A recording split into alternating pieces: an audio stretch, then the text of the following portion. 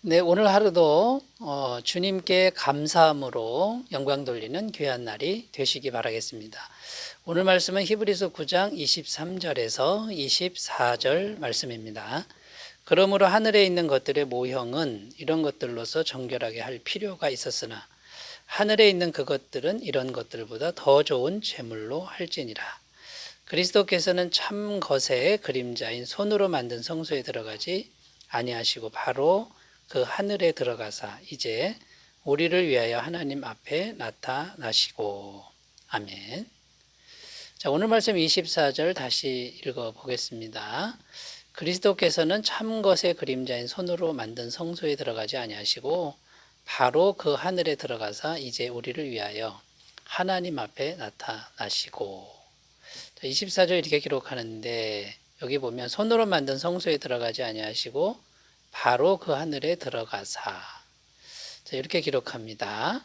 바로 그 하늘에 들어가사, 이것은 예수님의 승천하심, 구름 타고 올라가셨죠. 승천하심을 의미하는 이제 구절입니다.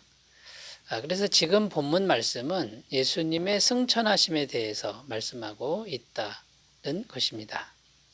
자, 승천은 단순히 하늘로 올라가셨다, 이렇게 생각하면 안 된다라는 겁니다. 승천, 예수님의 승천하심, 여기에는 아주 깊은 영적인 의미가 담겨 있다라는 것이죠.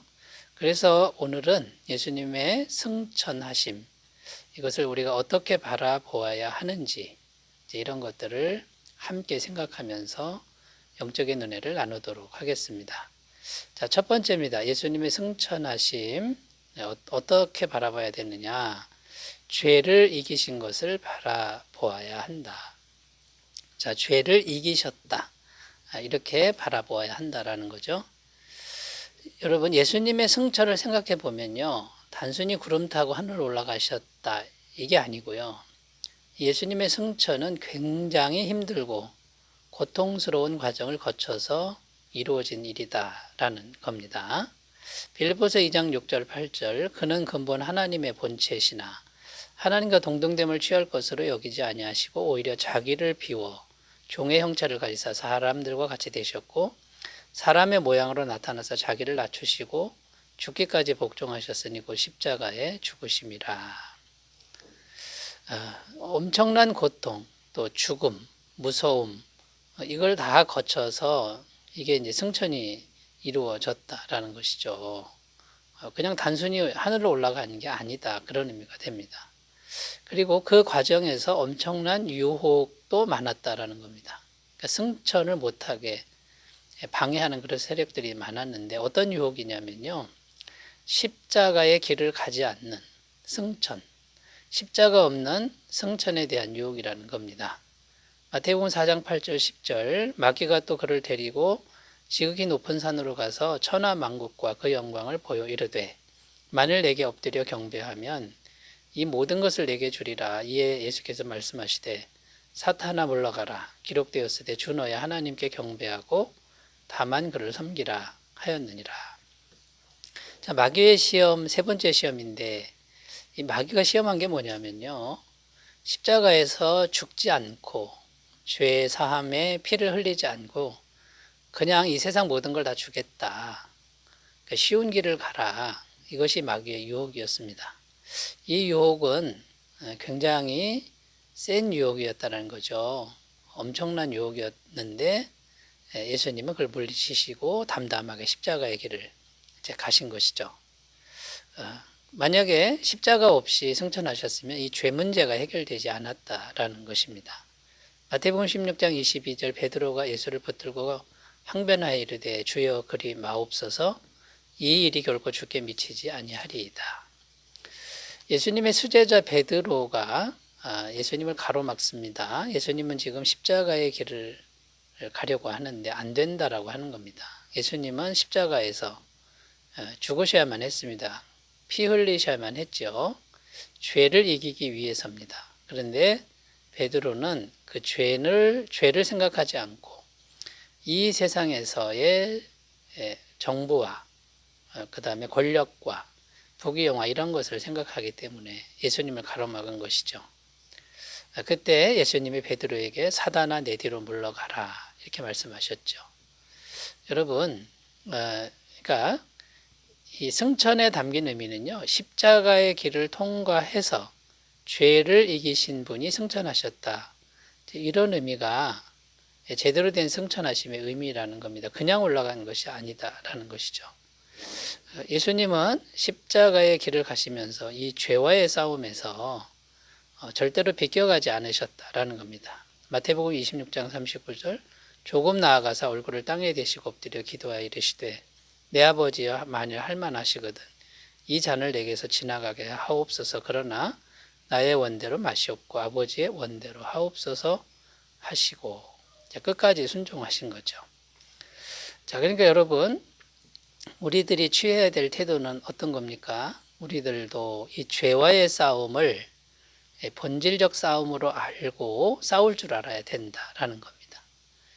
죄와의 싸움을 싸우지 않고 무조건 올라가려고 하는 이것이 마귀의 유혹인 것을 우리가 분명히 인식해야 된다라는 것이죠. 로마서 13장 14절 오직 주 예수 그리스도를 옷 입고 정욕을 위하여 육신의 일을 도모하지 말라 이렇게 말씀하고 있고요. 베드로서 1장 4절 이로써 그 보배롭고 지극히 큰 약속을 우리에게 주사 이 약속으로 말미암아 너희가 정욕 때문에 세상에서 썩어질 것을 피하여 신성한 성품에 참여하는 자가 되게 하려 하셨느니라.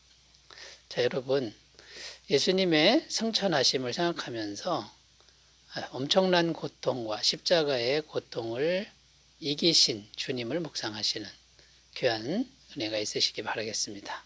자, 두 번째 의미로 가보겠습니다. 예수님의 승천을 우리가 어떻게 바라봐야 되느냐. 이 땅의 것에 주목하지 않는 그런 믿음을 가져야 한다라는 것입니다. 예수님의 승천, 결국 예수님은 하늘로 올라가셨죠. 이 땅에 있는 모든 걸 다 놓고 올라가셨습니다. 그러니까 무슨 말입니까? 땅의 것을 주목하지 말라 이런 의미가 담겨 있습니다. 그럼 땅의 것이라는 게 뭡니까? 세상의 가치관으로 볼 때 귀한 것, 이걸 땅의 것이라고 하는 거죠. 거기에 마음을 빼앗기는 사람은 예수님의 승천을 바라볼 수 없다라는 겁니다.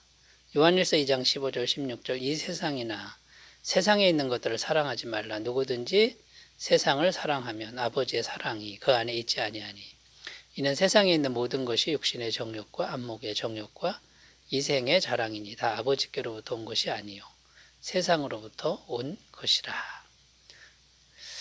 자, 쉽게 말해서 세상에 귀한 건 출세, 명예, 부귀, 영화 이런 것들을 이제 의미하는 것이라는 거죠. 이런 것들을 사랑하면 아버지의 사랑이 있지 않다. 이 말씀을 기억하셨으면 좋겠습니다. 빌립보서 3장 7절 8절입니다. 그러나 무엇이든지 내게 유익하던 것을 내가 그리스도를 위하여 다 해로 여길 뿐더러 또한 모든 것을 해로 여기면 내 주 그리스도 예수를 아는 지식이 가장 고상하기 때문이라. 내가 그를 위하여 모든 것을 잃어버리고 배설물로 여기면 그리스도를 얻고. 사도 바울은 이 세상의 귀한 것을 배설물로 여겼다. 이렇게 증언하고 있습니다. 자, 그러면 여러분, 우리가 어떻게 마음을 먹어야 할까요? 영원한 세계를 항상 소망하는 그런 마음을 먹어야 되겠죠. 요한일서 2장 17절 이 세상도 그 정욕도 지나가되 오직 하나님의 뜻을 행하는 자는 영원히 거하느니라. 이 세상은 지나가는 겁니다. 안개 같은 것이다 라고 생각해야 되고요.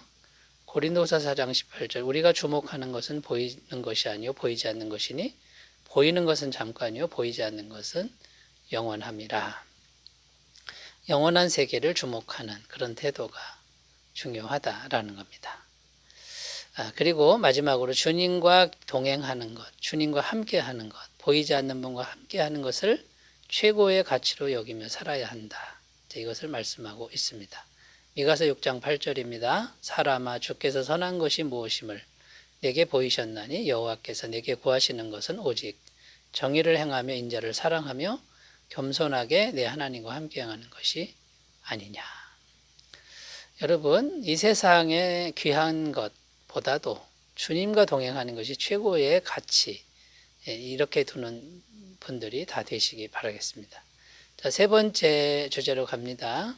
예수님의 승천을 바라보는 바른 태도는 뭐냐면요. 믿음으로 담대히 기도하는 태도를 가져야 한다라는 겁니다. 24절. 이제 우리를 위하여 하나님 앞에 나타나시고. 자, 하나님 앞에 나타나셨다. 이건 뭡니까? 예수님이 승천하셔서 하늘에서 뭘 하고 계시는지에 대한 설명입니다. 하나님 앞에서 우리를 위해 기도하고 계신다라고 증언하고 있죠. 히브리서 7장 25절. 그러므로 자기를 힘입어 하나님께 나아가는 자들을 온전히 구원하실 수 있으니 이는 그가 항상 살아계셔서 그들을 위하여 간구하심이라.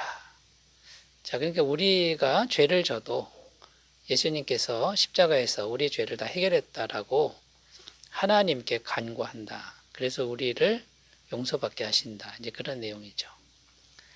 자, 그리고 또 예수님이 뭘 하고 계시냐면 요한복음에 보면 우리가 갈 처소를 예비하신다라고 증언하고 있습니다. 요한복음 14장 3절 가서 너희를 위하여 거처를 예비하면 내가 다시 와서 너희를 내게로 영접하여 나 있는 곳에 너희도 있게 하리라. 자, 그럼 여러분이 예수님의 이런 모습을 보면 어떤 생각이 듭니까? 우리를 위해서 변호하고 계시고 우리의 처소를 예비하시고 미리 가서 예비하시죠. 마치 우리 육신의 부모님 같은 이제 그런 모습을 볼 수 있습니다. 앞서 가셔서 미리 준비하시고 또 항상 변호하시는 정말 고마운 분이죠. 그런 분을 우리가 지금 바라보고 있습니다. 그러니까 그분을 신뢰하는 태도가 필요합니다. 출애굽기 13장 21절 여호와께서 그들 앞에서 가시며 낮에는 구름 기둥으로 그들의 길을 인도하시고 밤에는 불 기둥을 그들에게 비추사 낮이나 밤이나 진행하게 하시니. 주님을 신뢰하면서 걸어가는 그런 삶이 되셨으면 좋겠고요. 담대하게 우리가 믿고 기도하는 삶으로 나가셨으면 좋겠습니다. 히브리서 4장 16절 그러므로 우리는 긍휼하심을 받고 때를 따라 돕는 은혜를 얻기 위하여 은혜의 보좌 앞에 담대히 나아갈 것이니라.